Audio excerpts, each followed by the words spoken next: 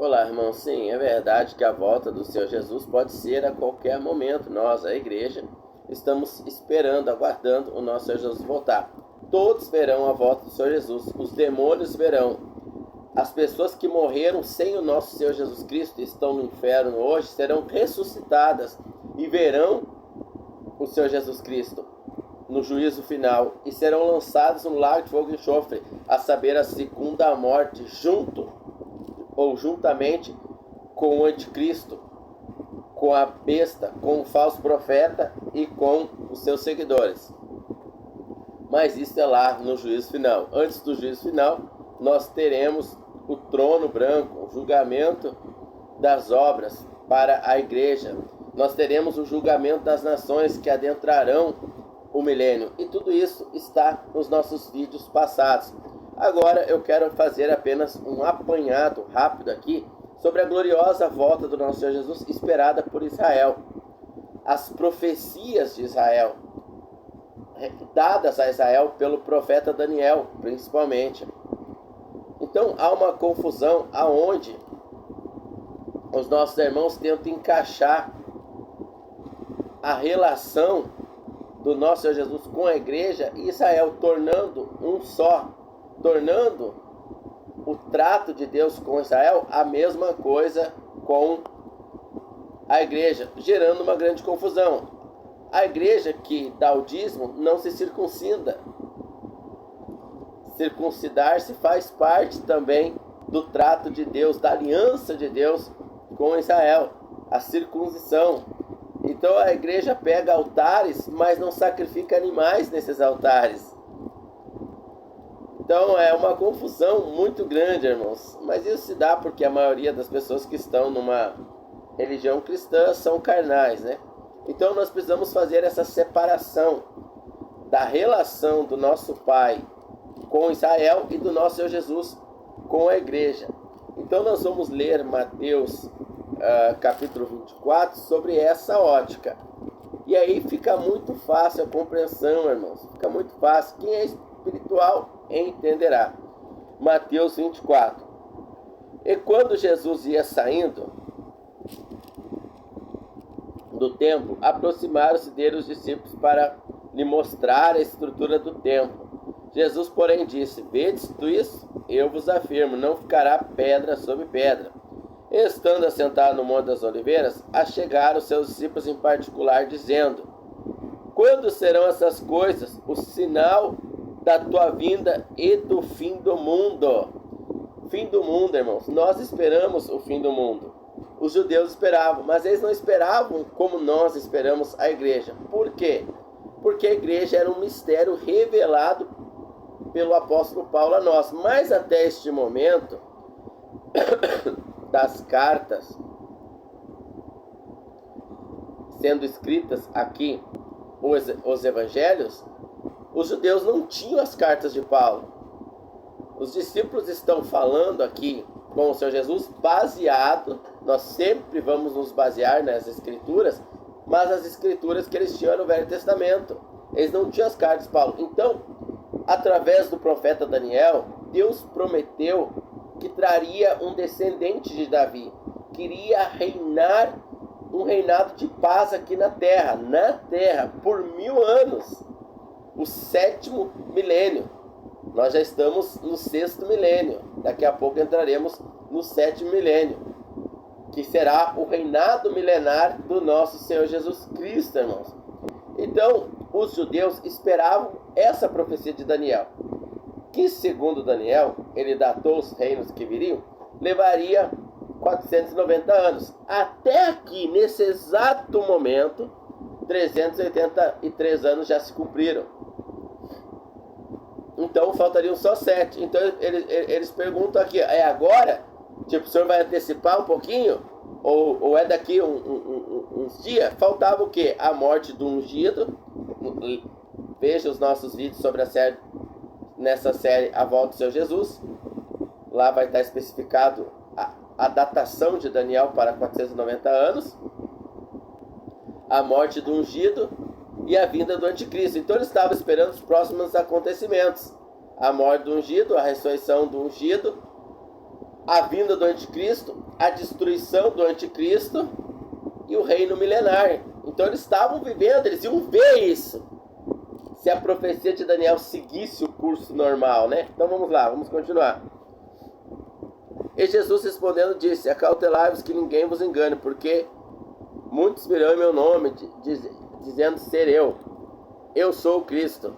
E ouvireis falar de guerra, e é certo que todas essas coisas aconteçam, porque se levantará nação contra nação, pestes, terremotos, fomes, mas todas essas coisas são o princípio das dores. Então vos hão de entregar para ser atormentados, matar-vos-ão. Neste tempo muitos serão escandalizados, trairão uns aos outros e se aborrecerão. E surgirão muitos falsos profetas, enganarão a muitos. E por se multiplicar a iniquidade, o amor de muitos se esfriará. Mas aquele que perseverar até o fim será salvo. Essa perseverança até o fim é física. É da pessoa escapar do governo do anticristo que já está vindo. Porque 383 anos já tinha se acontecido. Só que foi feito um parênteses no tempo. A profecia de Daniel deu uma encerrada, deu uma pausa e Deus inseriu a igreja. Tá, mas como é que a igreja vai viver agora? Eles não sabiam. Então começa em Atos capítulo 1, 2, 3. Eles querem circuncidar os gentios, eles querem guardar o sábado. Pedro não quer pregar para os gentios. Por quê? Porque eles só tinham a lei. Eles só tinham os profetas, o Velho Testamento. E agora, do nada, o que iria acontecer nos próximos 7 anos não acontece. E não tem nada novo escrito para eles. E agora, o que a gente faz? Então Paulo começa a orientar. Nós temos o concílio dos irmãos em Atos capítulo 15, onde o Espírito Santo aparece para Paulo, Pedro, e fala, nada do que foi feito na lei os gentios precisam fazer. E depois nós vamos ter as cartas do apóstolo Paulo orientando o procedimento da igreja.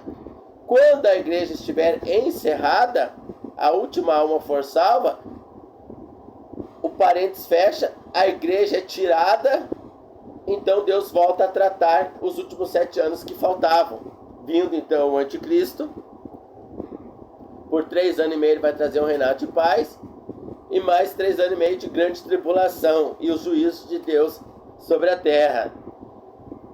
Zacarias 14 diz que Israel vai clamar arrependido por não ter aceitado o Messias há 2000 anos atrás. O Messias virá, porá os pés no monte Sião e lutará por Israel. Verso aqui que nós lemos, mas o que perseverar, resistir a essa grande tribulação, vai escapar e vai ser salvo. Em Mateus 25, nós estamos no 24, nós vamos ter o julgamento das nações, as nações que ajudaram Israel a entrar no milênio. Então vamos continuar a leitura. Quando virdes, pois, a abominação da desolação, que falou o profeta Daniel, que está no lugar santo, quem lê Daniel entenda, os que estiverem para a Judéia fujam para os montes. Então quando vê o anticristo, que foi proferido pelo profeta Daniel, e faltava pouco, porque 483 anos já haviam se cumprido, faltava mais 7, então ele iria aparecer naquele momento. Por isso que eles perguntaram, é agora, Senhor? Então quem vê ele, fuja, porque ele vai começar uma grande perseguição. Quando eles veem o anticristo, ele vai trazer uma paz entre Israel e o Irã, vai trazer uma paz mundial, global. Eles vão entender, Israel não vai aceitar essa paz, e vai rasgar o acordo de paz com ele. Até vai aceitar inicialmente, mas depois vai rasgar o acordo de paz. Então virá uma grande perseguição do anticristo para quem negar a marca da besta. Vão ter que fugir, pessoal. As nações vão esconder judeus, e muitas nações vão entrar o milênio, vão escapar do anticristo lá. E aí virá o fim, então, e o reino milenar. Mas houve essa pausa no tempo para a inserção da igreja. Quando a igreja estiver completa, Deus volta a tratar com os judeus. Bom, vamos abrir a nossa Bíblia em Lucas. Eu vou abrir aqui que eu estou em papel. Lucas capítulo 2.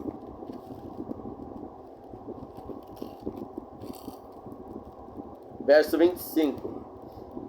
Lucas 2:25. Havia em Jerusalém um homem cujo nome era Simeão, e este estava sempre junto a Deus, esperando a consolação de Israel. Veja, ele esperava a consolação de Israel. Dele veio João Batista. Vamos continuar o texto aqui, né? Depois do pai de João Batista, no caso, né? Mas aí ele foi dada a revelação. Mas deixa eu continuar o texto que fica melhor para eu entender. E fora revelado pelo Espírito que ele não morreria sem ver ao Senhor Jesus Cristo. E pelo Espírito foi ao templo, quando os pais trouxeram o menino, o qual tu preparaste para a face dos povos, luz para iluminar as nações, para a glória do teu povo, para a glória de Israel. Luz para iluminar as nações e para a glória do teu povo, para a glória de Israel. Então Simeão recebeu a profecia de que ele iria ver o Messias, e ele viu, e ele faz uma profecia que o Messias é para iluminar as nações e para a glória de Israel. Então Israel vai voltar a ser uma grande nação, que vai governar o mundo todo, vai ter um único governo lá de Israel, lá de Sião, que vai ser o Senhor Jesus Cristo. Então as profecias apontavam o Messias, apontavam o ungido, conforme quem lê Daniel entenda, que nós lemos em Mateus 24 agora. Então eles estavam esperando o Messias, os judeus, pelos profetas Daniel, Jeremias, Zacarias. E agora o Messias chegou. E o Messias aqui é profetizado. Esse menino que nasce em Belém, ele é anunciado como o Messias de Israel. Os apóstolos vão segui-lo. E ele vai morrer e vai então ser ungido. Quando ele morre e ressuscita, Atos capítulo de número 1. Atos capítulo de número 1.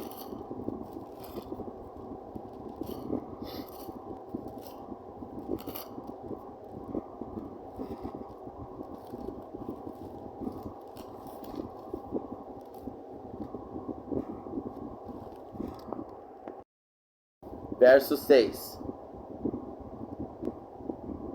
Aquele, pois, que haviam reunido, perguntaram-lhe, dizendo: Senhor, é agora que o Senhor vai restaurar Israel? Ora, lá em Lucas 1, nós vimos que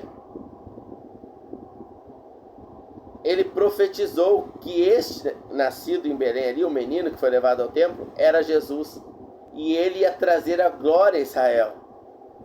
Então agora eles estão perguntando, nada mais justo, né? Aqueles, pois, que haviam reunido, perguntaram, dizendo: Senhor, restaurarás tu, neste tempo, o reino a Israel? Conforme proferiu Daniel. A morte do ungido já aconteceu, conforme proferiu Daniel. Então agora não faltava mais nada. Lá eles perguntaram em Mateus 24, quando seria? Agora eles perguntam, agora. Porque já tinha acontecido a morte do ungido e sua ressurreição. Em Atos capítulo 2, Pedro vai dizer que ele é o descendente de Davi, que se sentará no seu trono e reinará sobre Israel. Então, até Lucas, irmãos, Mateus, Marcos, Lucas e João, até os evangelhos, nós temos o Velho Testamento. Embora alguns atribuam os evangelhos ao Novo Testamento, não é. Por quê? Hebreus capítulo de número 9, deixa eu ler na minha outra Bíblia aqui. Hebreus capítulo número 9, aqui é uma tradução um pouco melhor.